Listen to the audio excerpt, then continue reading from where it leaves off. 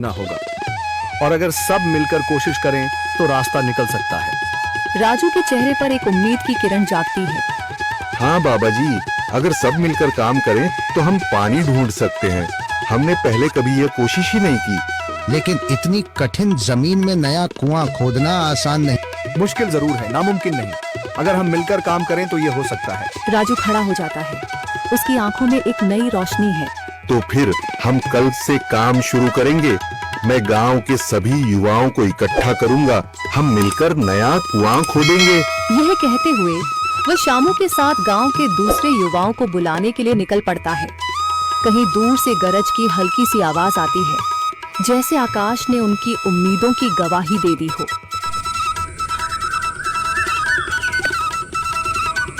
अगली सुबह राजू और शामू गांव के युवाओं को इकट्ठा करने निकल पड़े। चौधरी महेश की हवेली के सामने एक भीड़ जमा है।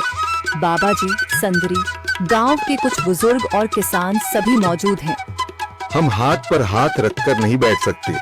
अगर अल्लाह ने हमें हिम्मत दी है तो हमें खुद पानी के लिए मेहनत करनी होगी। हम एक नया कुआं खोदेंगे। लेकिन राजू, क्या हमें यकीन है कि वहाँ पानी मिलेगा? बेटा, पानी जमीन के अंदर होता है, बस सही जगह खोदने की जरूरत है। हमने अपने बुजुर्गों से सुना था कि पुरानी नहर के पास जमीन नरम थी, शायद वहीं पानी हो। बाबा जी सही कह रहे हैं।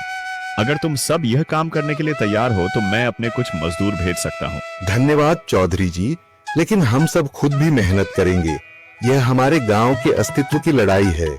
संदरी, जो अब तक चुप थी, आगे बढ़ती है। हम औरतें भी पीछे नहीं रहेंगी। हम पानी लाने की व्यवस्था करेंगी, खाना बनाएंगी, ताकि तुम सब आराम से काम कर सको। यही हिम्मत चाहिए थी संदर। पूरा गांव एक नई उम्मीद के साथ कुआं खोदने की तैयारी में जुट जाता है। दूसरी ओर कुआं खोदने का काम शुरू हो चुका है। राजू, शामू और दूसरे युवा बेलचे चलाने लगते हैं। मिट्टी बाहर निकाली जाने लगती है।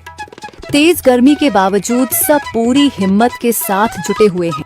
दोपहर की तेज धूप जमीन आग की तरह तप रही है। गांव के लोग लगातार कुआं खोदने में जुटे हैं। हाथ छिलने लगे हैं, माथे से पसीना बह रहा है, मगर किसी ने हार नहीं मानी। महिलाएं पानी और सत्तू लेकर आती हैं ताकि पुरुषों को कुछ राहत मिले। हमें और गहराई तक जाना होगा।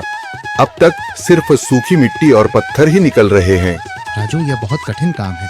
अगर हमें पानी न मिला। अल्लाह मेहनत करने वालों को कभी निराश नहीं करता बेटा। तुम सब अपनी कोशिश जारी रखो, पानी जरूर निकलेगा। हिम्मत मत हारो। अगर अब रुक गए तो फिर कभी पानी नहीं मिलेगा। सभी फिर से जोश में आकर काम में जुट जाते हैं, मगर सूरज की तपिश बढ़ती जा रही है और कई लोगों की सांसें तेज चलने लगती हैं।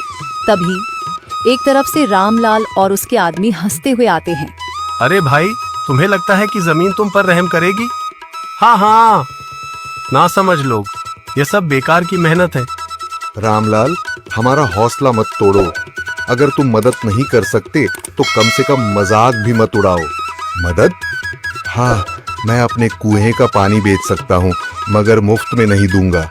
राजू सब अनसुना कर फिर काम में लग जाता है। शाम होने लगती है, लेकिन अभी तक पानी का नामो निशान नहीं। कुछ लोग मायूस होकर पीछे हटने लगते हैं। राजू, शायद रामलाल सही कह रहा है। यह सब बेकार है।